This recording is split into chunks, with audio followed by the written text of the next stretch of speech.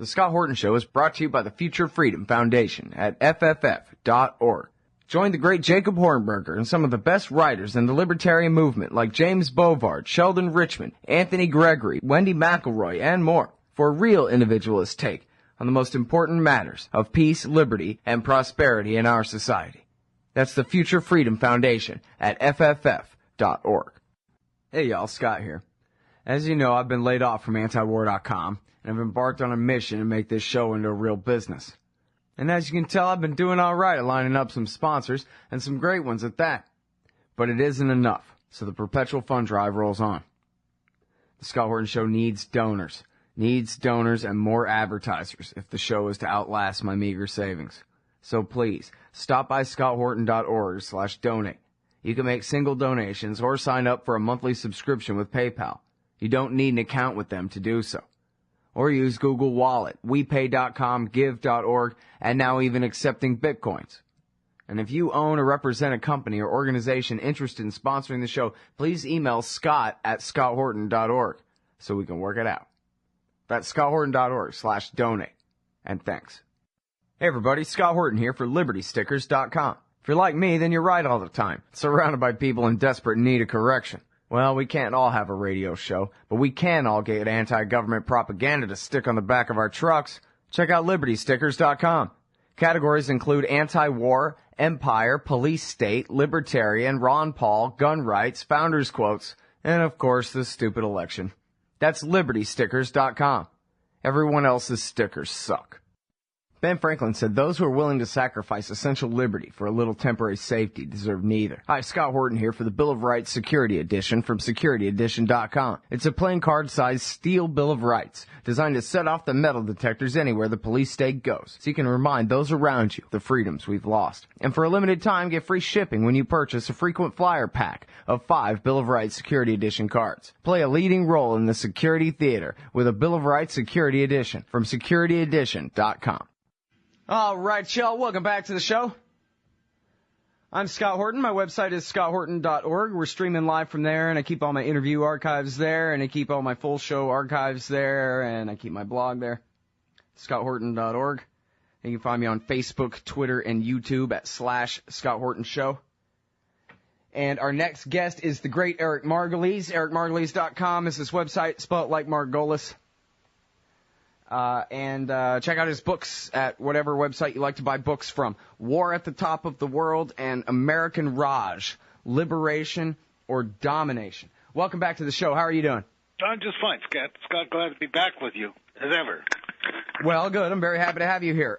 Let's talk about Palestine. Yesterday, the 29th of November, the United Nations General Assembly voted to raise Palestine's status from I don't know what to observer, sort of kind of member state of the UN or something. Why don't you fill us in? The General Assembly, we're so used to hearing about the Security Council that it's unusual that we hear some news out of the General Assembly, which really represents the will of the Earth's population. But the General Assembly finally got around to voting on the issue of statehood for Palestine, and they agreed that it would be raised to the status of observer, and 138 nations voted for the first step in creation of a Palestinian state.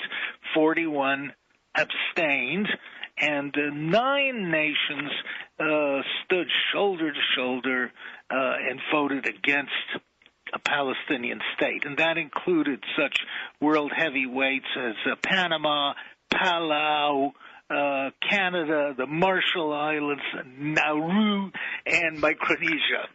Oh, man. All right, well, so I'm not the world's biggest fan of democracy and whatever like that, and if the 95% of the population of the planet Earth wanted something bad to happen to me, they could all go to hell. But I would think that maybe I would have to at least, second guess myself and think maybe I had done something to piss them off if 95% of the people in the world were united against me and only the coalition of the bribed and threatened and cajoled that you just named was standing by my side. Is it that the world is mostly evil and they're against poor little Israel, or is it that most people on the planet are thinking that some basic justice, it's about time, that kind of thing? Well, so I can't talk for a long time, I must say the world out there has been calling for justice for the Palestinians. It's been calling for a Palestinian state, and never mind Nauru and Uganda, places like that, but Russia, and China, and India, the big population places, Europe. Has, of course, the entire Arab world has been calling for a state for the stateless Palestinians. 65 years ago, the United Nations divided the British-ruled territory of Palestine, and they gave half of it for a Jewish state and half of it for an Arab state, for Palestinians. After a lot of fighting, what ended up, the Jewish state ended up with 78% of Palestine, and the Arabs with nothing really, because Israel colluded with Jordan to secretly occupy the West Bank, and it tried to grab the West Bank. So there was no state for the Palestinians, and today we have 6 million stateless, homeless Palestinians calling for a national homeland, and as I said, most of the world supports them, but Israel says no way over our dead bodies, and Big Brother United States is 100% behind Israel, and now Canada as well. Okay, couple of things. First of all, when all those other governments in the world agree about this, are they representing really what their people think, too? Oh, absolutely, Scott. There's just a very, very high level of worldwide support for the idea of a Palestinian state and for rights for the Palestinians. And now, is that what you favor too? Because I know some people who do care about the Palestinians and their future, who think that it's too late for that and there should be a single state solution instead. Well, a single state solution means a joint states in the total territory of Palestine, regardless of people's religious affiliations. I think it should be. I'm against religious-based states. I don't think they're right, but I don't think that's going to work in Israel, because the Israelis would not accept such a solution. Very few of them would. No, we knew a two-state solution is the way to go. And personally, in my book, American Raj, I wrote extensively about this. The suffering of the Palestinian people has the main reason that's been causing hatred for the United States across the Muslim world, what we call hatred, terrorism. This Palestinian issue burns every night across TV sets from Morocco to Indonesia, and inflames people. And until we resolve it, the Middle East is going to be in turmoil, and the United States is going to be the target of hatred. It can be resolved, but the only way to resolve it, as everyone who knows the Middle East knows, is creation of a viable, geographically viable, small Palestinian state with its capital in East Jerusalem. You know what's funny, man, is when you say all that, you reminded me of something that I read. I think it's in the Israel Lobby by Walt and Mearsheimer, where, and I remember, some of this was, public information at the time, that Colin Powell had really convinced George W. Bush of this after September 11th, that we've really got to resolve this, and we have all the political capital in the whole wide world now to do anything, and this is the thing that we have to do, Mr. President. And Bush said, okay, and then Tom DeLay came to town and said, nope, no American evangelical Christian will ever vote for you again, and I will spearhead the right-wing, assault against you, and so you better back down. And George Bush backed down to Tom DeLay. That's a pretty sickening story, but it sounds true, and there is no doubt that if you add the power of the pro-Israel lobby in the United States to that of these Christian evangelical fundamentalists, the ones who call themselves Christian Zionists, and who believe that the world actually did begin with Adam and Eve, that you have a very powerful constituency to support Israel, and which Israel has cultivated over the years, and there's no powerful constituency to call for American justice or to support a Palestinian state in the Middle East. It's just amazing, isn't it, how George Bush could have got anything he wanted. You know, this is before the invasion of Iraq and all that. He could have got anything he wanted from any politician in the world except the minority whip in the House, who came to whip his ass right into line. It's a great waste of opportunity. Obama could probably have done it, too, if he had wanted to go to war on this issue. But now it's clear that Washington is paralyzed on the Middle East. It has lost its independence of motion because of domestic political and religious lobbies. So the United States is almost alone on this issue with Israel. And now Canada's jumped into the fray, and interestingly, now Canada, which used to be the world champion of internationalism and UN and peacekeeping, the new right-wing government in Canada has become infatuated with Israel's right-wing government. Even sent its foreign minister to New York yesterday to denounce the Palestinians and scold them and tell them they have no right to demanding even observer status in the UN. What's happened here? Again, the new conservative government in Canada is dominated by prairie fundamentalists from Alberta. And just as the fundamentalists, the religious right in the U.S. has gotten behind Israel, or been cultivated by Israel, these are very powerful blocs. They are making policy. It's kind of funny, isn't it? My friend Phil, he's been a fan of the show for years and years, always hanging around in the various comment sections of my Facebook page. He's always got a perfect Three Stooges metaphor for these guys and everything they do. He says, well, no wonder the water won't run. This pipe's all full of wires. Well, Three Stooges is a good way to describe it, but it's tragic, too. So you have the United States, the land of liberty, the defender of the oppressed, the tired, the homeless, telling the tired, homeless, and oppressed, no, you can't have a state. And we have to be very frank about this. This awful woman, Susan Rice, who's being talked up for Secretary of State, sort of an attack dog at the UN, told the Palestinians, how dare you ask for observer status, as if this is a great danger or an insult to the world. It follows the UN Charter, and the United States is certainly not practicing what it preaches abroad about human rights. Yeah, and the Americans don't notice, but everybody else does. I'm pretty sure.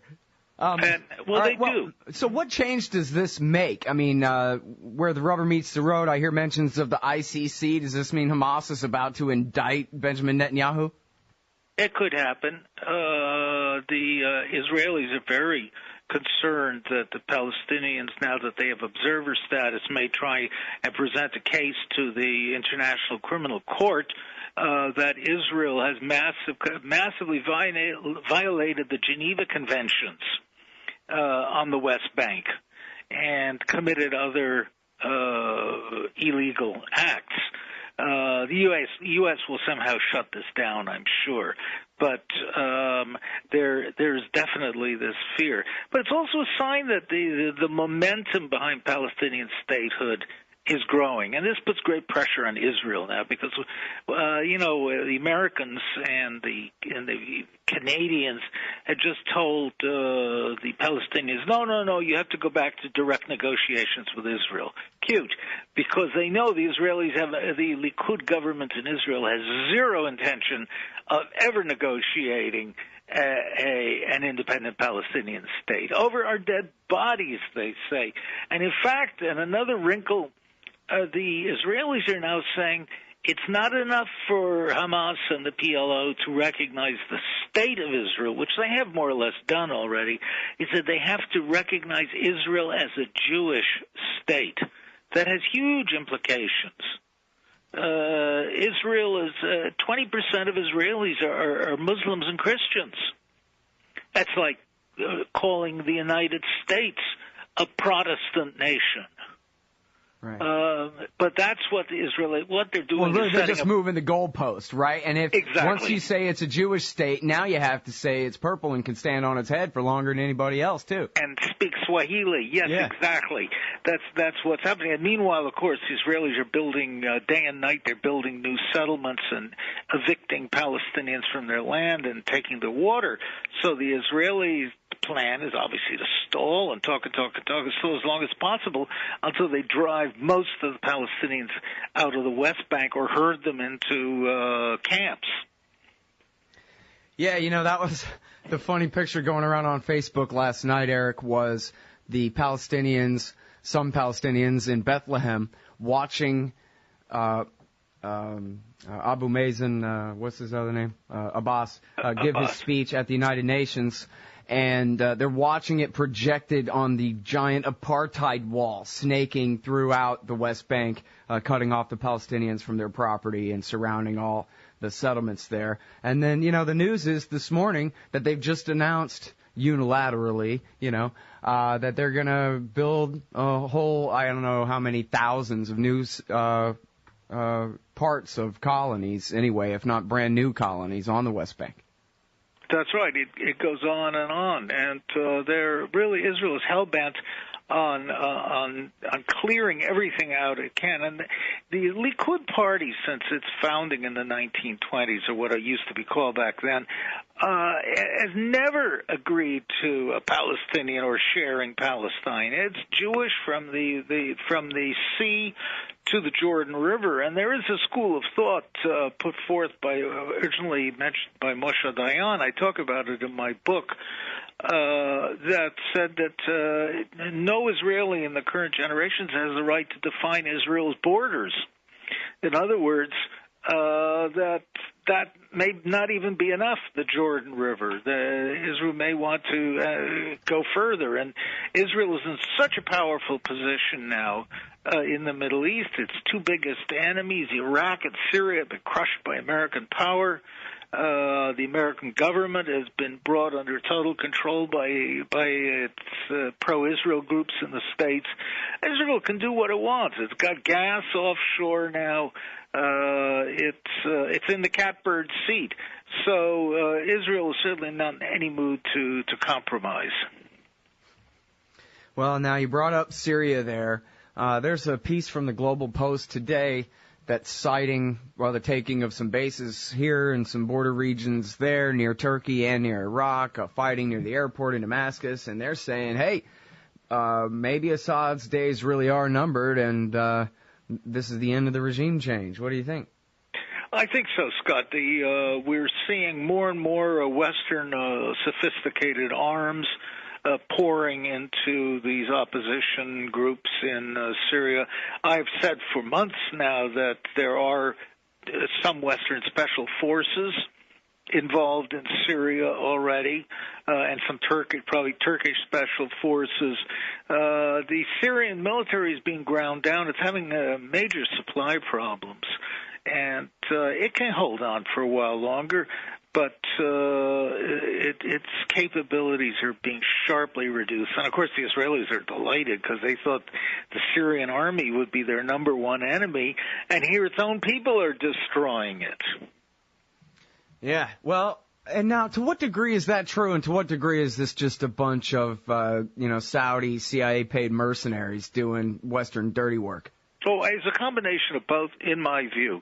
What started in Syria was a legitimate uprising against this draconian, brutal dictatorship, which ruled for 40 years, and was ruthlessly repressed by the government, which was a major mistake.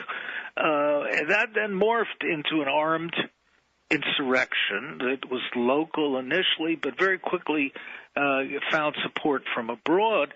And then so you have that sort of popular uprising, and then you now have a steady stream of mercenaries who are being sent in from abroad, jihadists who fought in Iraq, and maybe even Afghanistan, certainly Libya, and they're doing the lion's share of the fighting in Syria. I look at these people on TV clips, and I can tell who's a local boy and who's one of these wild men jihadists.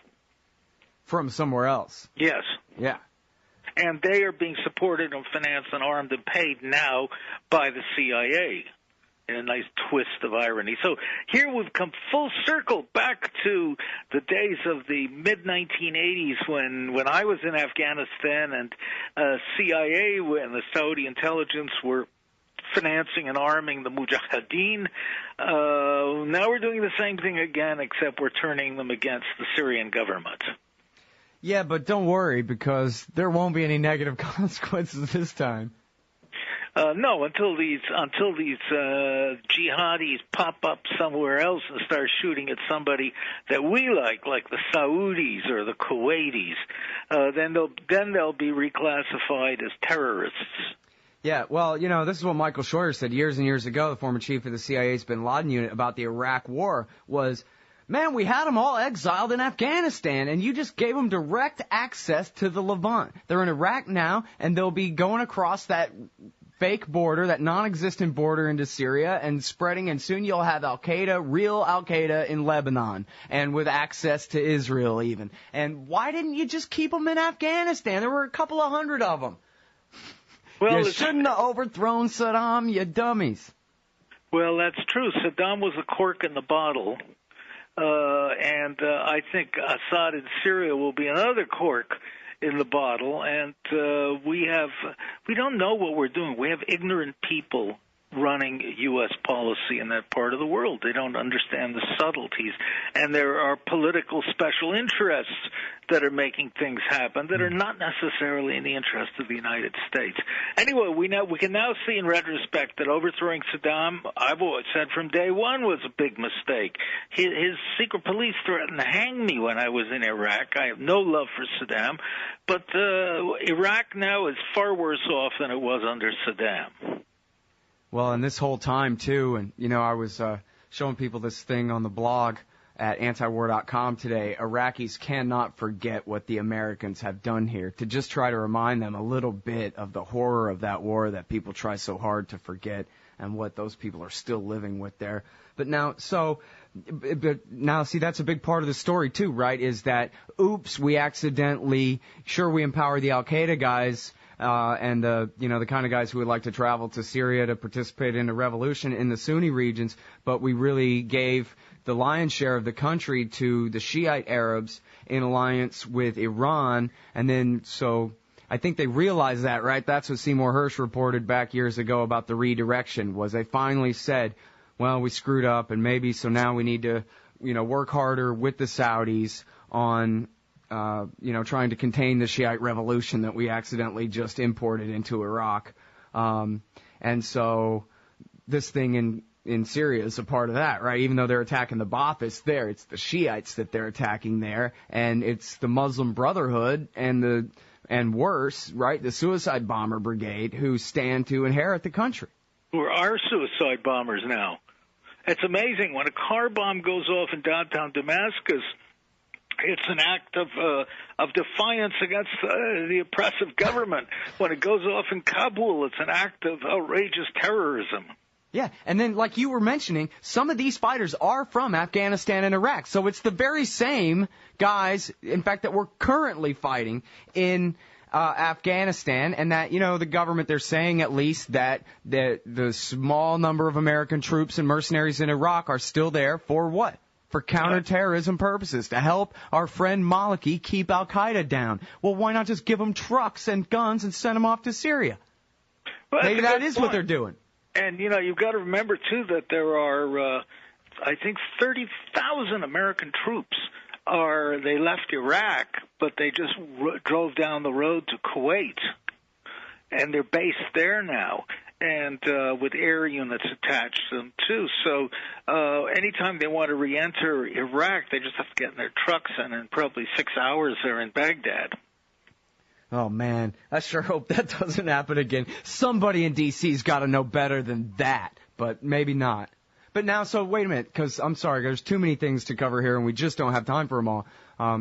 But one of the things that you were talking about was the ignorance of the people in charge here. So I'm looking at your article about Egypt, where you're talking about the Americans overreacting and freaking out about Morsi, the Muslim Brotherhood president, seizing power from the court that has always protected the military's interests from the people and everybody else.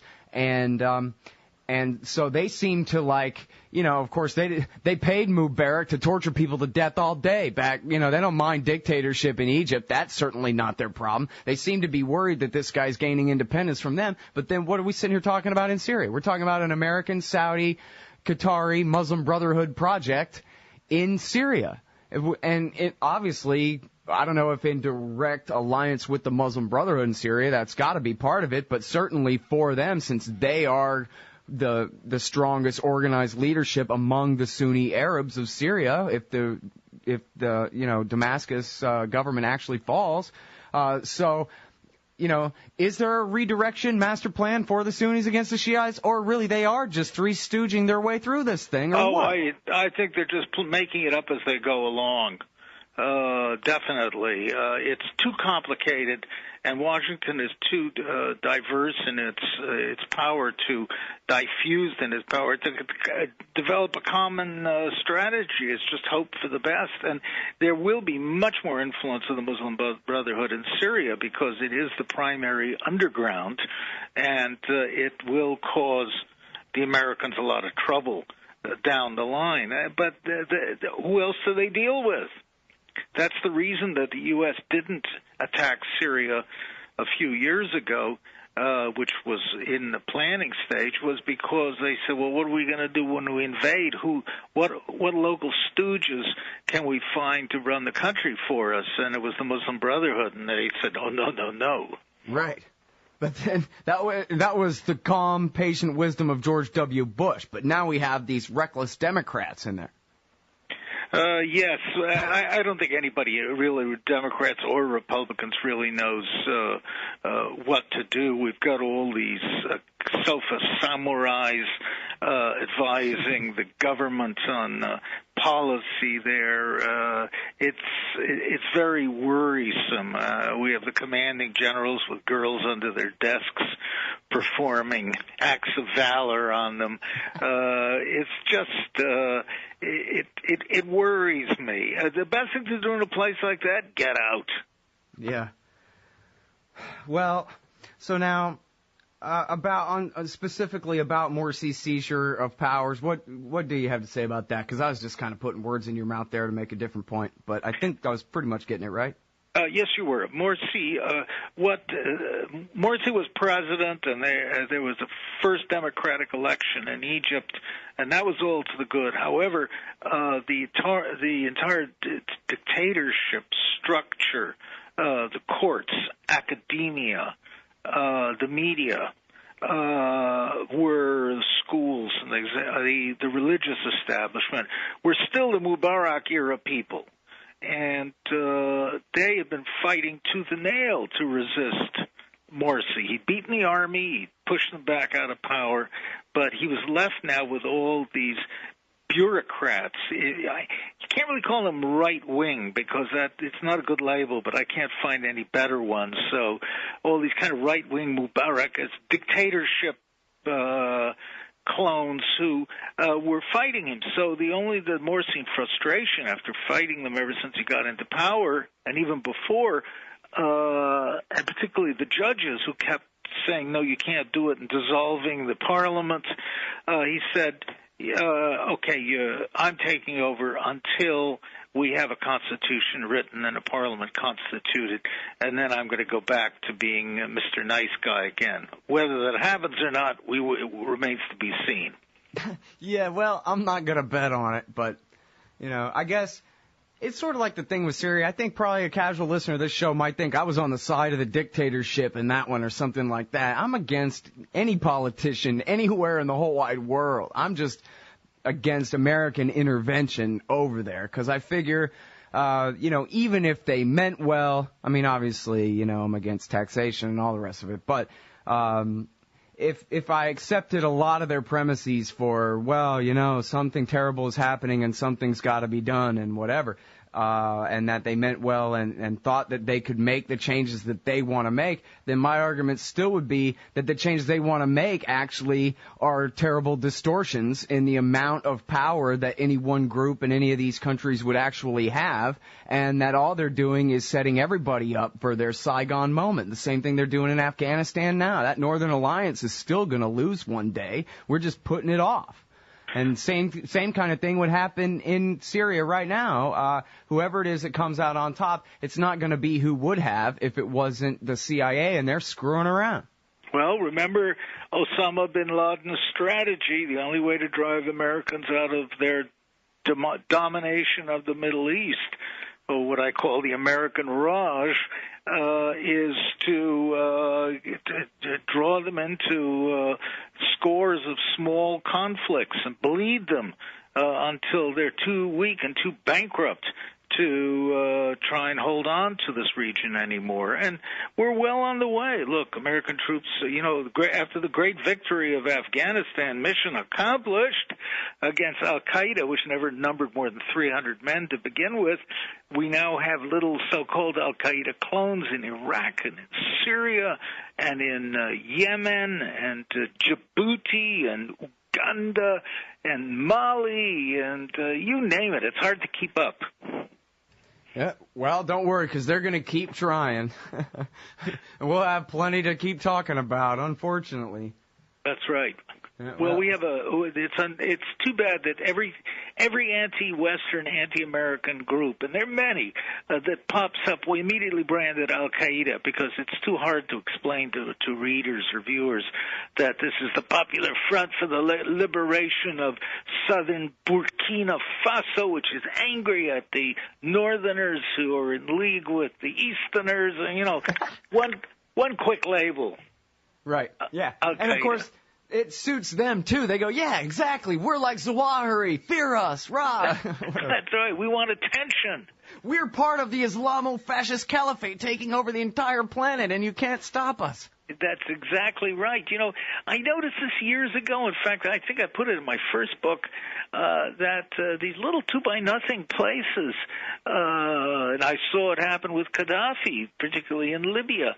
Libya was a gas station stop between Cairo and Tunis, and poor little Libyans, and suddenly he became the arch terrorist of the world, and everybody was trembling before the Libyans, and there were intrigues going on, and the Russians were there, and this is thrilling for these guys.